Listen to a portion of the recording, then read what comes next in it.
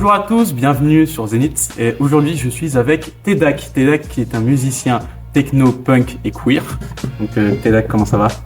Super, vraiment, je suis malade. Ouais. C'est le meilleur jour pour l'être étant donné qu'il y a un concert ce soir. Mais je vais parler comme un canard et puis on va s'en sortir. Je t'ai vu tout à l'heure, bon, ça s'est pas ressenti. On dirait c'est pas. Incroyable. Et c'est la magie de la scène en fait. Tu montes sur scène et puis en fait c'est comme si d'un coup t'étais plus malade. Puis quand tu ressors c'est deux fois pire. Ouais. Ça s'appelle l'adrénaline. Ouais, c'est magique l'adrénaline. Ouais. Tedak, comment est-ce que tu as découvert ton style musical et ton univers musical? Comment j'ai commencé dans cet univers-là, Ouais. c'est ça?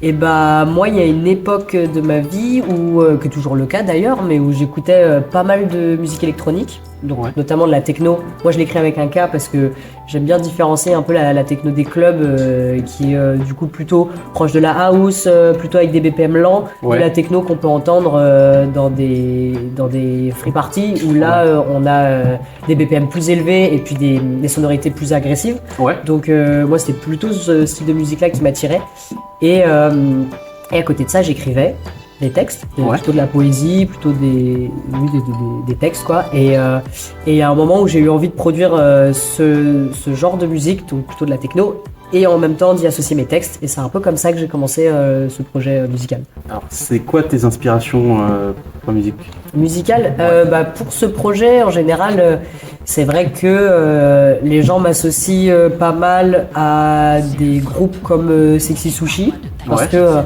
disons qu'on n'a pas beaucoup de représentations de personnes queer qui font, enfin aujourd'hui ça, il y en a de plus en plus, mais des personnes queer qui font de la musique électronique punk, Ouais. mine de rien l'entonnoir se resserre et c'est vrai que bah, le travail de Rebecca Warrior peut s'associer en fait avec le mien.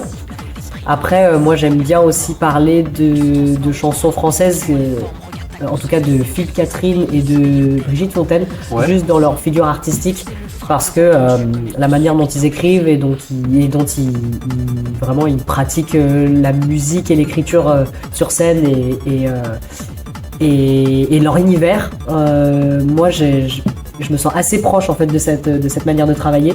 Ouais. Donc même si musicalement on est à des opposés quoi. et voilà du coup je sais que c'est des artistes que j'aime bien citer. Rhône aussi c'est un artiste que j'aime bien citer parce que il a une manière très poétique d'écrire de la musique électronique et du coup Ouais. j'aime bien. Je sais pas si tu connais les personnes. Je connais deux noms. C'est ça, ça c'est des affinités Ouais. musicales quoi. Alors, qu'est-ce qui te plaît le plus dans la scène musicale? Que tu surkiffes Tu veux dire quand je fais des concerts? Ouais. Qu'est-ce que j'aime le plus? J'aime la spontanéité qu'il y a à l'intérieur. La partie, moi je suis quelqu'un, je travaille pas en impro. En fait j'ai une base très écrite parce que j'ai besoin d'être en sécurité. Ouais. Vu que je viens apporter sur scène, enfin je prends des risques dans les textes que je propose, dans parfois la mise en scène ou l'écriture. En fait il y a des endroits de prise de risque un peu par rapport on va dire à ce qu'on voit dans la musique actuelle, dans les musiques actuelles. Et du coup j'ai besoin de me sécuriser sur la forme pour me sentir légitime. Tu vois, ça, quand même un truc, ça c'est un truc qu'on retrouve beaucoup chez les personnes queer ou les personnes assignées femmes, de pas se sentir légitime de mettre les pieds sur scène et de faire une proposition. Et du coup pour me sentir légitime et pour ne pas avoir peur de délivrer ce que j'ai à délivrer, c'est très écrit. Mais du coup, une fois que c'est très écrit, à l'intérieur, je peux venir rajouter de la spontanéité, rajouter un petit peu d'impro, vraiment essayer de capter le public qui est en face de moi pour faire des propositions et voir comment ça échange. Et ça, c'est ce que j'aime le plus dans le live. Et Ouais. puis c'est faire vivre, enfin on appelle ça spectacle vivant aussi parce que ça permet de faire vraiment exister la musique au-delà de notre rapport individuel avec un téléphone ou Ouais. tu vois, une autoradio de voiture ou je sais pas quoi. Ouais, puis quand c'est écrit, t'as souvent moins de quoi qui arrive. Oui, ça peut. Ouais. Après, la musique électronique, il y a des gens qui bossent beaucoup en impro, mais la musique électronique nécessite dans tous les cas de la préparation.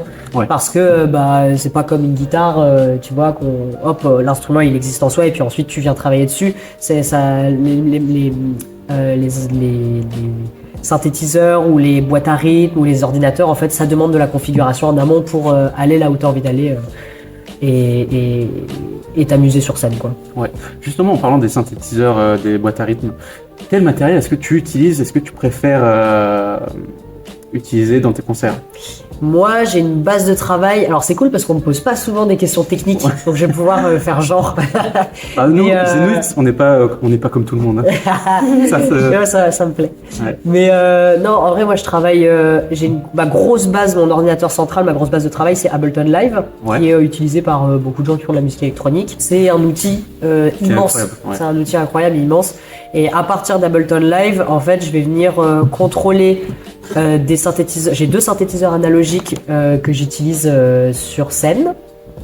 Et après, j'ai des contrôleurs MIDI qui vont venir actionner des éléments dans Ableton que j'ai décidé, que j'ai tout préprogrammé à l'avance. Ouais. Et donc, ça me permet, avec cette configuration, de soit que tout soit automatique et que je puisse être devant la scène avec mon micro et juste m'adresser au public et être vraiment dans quelque chose de très rap, de très chanson.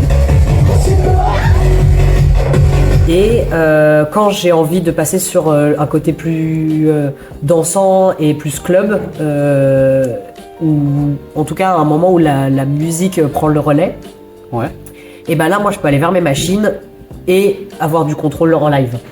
Parce que j'ai décidé qu'à tel moment en fait j'allais contrôler j'allais contrôler les machines en live. Et du coup ça me permet d'avoir vraiment cet aller-retour de connexion publique, laisser le public tranquille pour qu'il puisse danser, reconnecter, et c'est que des allers-retours comme ça en live, et ça crée un équilibre qui est assez agréable, je crois, en tout cas pour moi et puis je pense pour le public aussi. Ouais. Alors, on parle d'Ableton Live pour les concerts, mais est-ce que tu utilises ce logiciel également pour tes musiques en studio? Ouais, je l'utilise aussi en studio parce que après c'est plus simple. Alors tu vois, ça m'est arrivé dans le passé d'utiliser d'autres logiciels comme Logic Pro. Le tout premier, je crois que j'ai utilisé, c'était Acid Pro, je crois que ça s'appelle comme ça. Ouais, je crois. Mais c'était mon père qui avait craqué ça, qui l'avait mis sur l'ordinateur un peu du salon et on est tous passés par là. Voilà. Et moi j'ai commencé à faire joujou avec et c'est après quand je me suis vraiment formé plus professionnellement que là j'ai utilisé d'autres logiciels. Mais voilà, moi je fais un aller-retour, je travaille sur Ableton Live, ensuite tout ce qui est la partie post-production. Avant, je le faisais solo, donc je passais sur Pro Tools, mais aujourd'hui, je travaille avec des studios.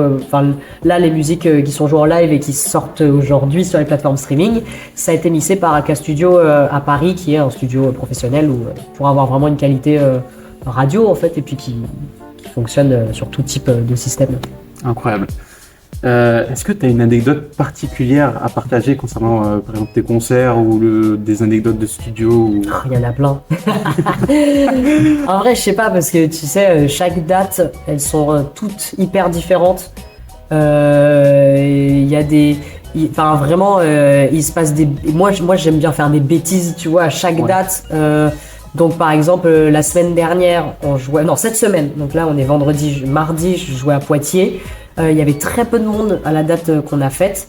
Et en fait, au moment, à la fin, en général, j'aime bien faire un pogo. Et à ce moment-là, je me suis dit, bon, allez, qu'est-ce qu'on va faire de particulier aujourd'hui? Et en fait, je suis allé choper mon ingé son. Et je l'ai ramené dans le pogo. Et donc, je me suis retrouvé sur la fin du concert à pogoter avec mon ingé son. Et c'était un bon moment. Ah oui. Et en fait, à chaque date, il y a des petites histoires comme ça. Il y a une mascotte aussi sur scène que je vais pas tout dévoiler, mais il y a une mascotte sur scène à qui il arrive des choses aussi à chaque fois sur toutes les dates. Donc, Et est-ce que cette mascotte, elle est là ce soir. Elle est là ce soir. Elle est là ce soir. Et c'est une mascotte que je vais pas tout révéler, mais en même temps, si vous regardez la pochette d'album qui sort là aujourd'hui, vous comprenez à peu près de quoi il s'agit. Incroyable. Une mascotte que vous verrez d'ailleurs forcément dans le concert qui va être diffusé juste après. Et donc, dernière question. Ouais. Est-ce que tu as un message à transmettre à tes fans?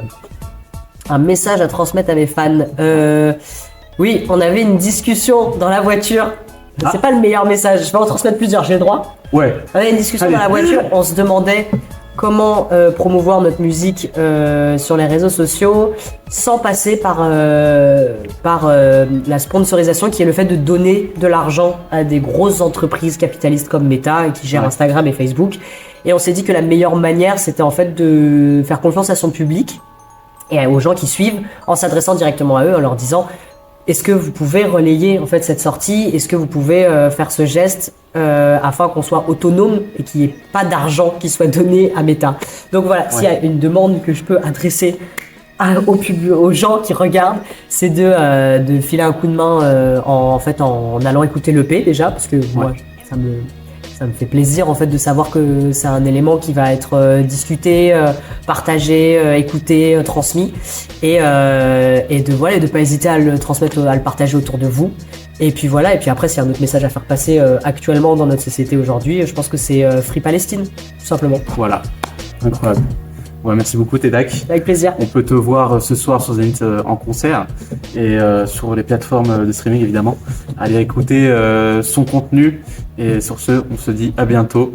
Merci, au revoir. C'est juste pour terminer, c'est Bonjour Monsieur, au revoir Madame, qui est sorti aujourd'hui sur toutes les plateformes streaming, un EP 6 titres. Incroyable. Voilà. Je t'ai coupé, pardon. Non, t'inquiète. Donc bonjour monsieur, madame, non. Bonjour monsieur, au revoir madame. Bonjour monsieur, au revoir madame, qui est sorti sur les plateformes. Vous le verrez en description si vous regardez en ligne le replay et si vous regardez en direct. On le mettra dans le chat Twitch. Donc merci à vous. Et sur ce, amusez-vous avec le concert de Tedak tout de suite là, maintenant. Ça y est. Let's go.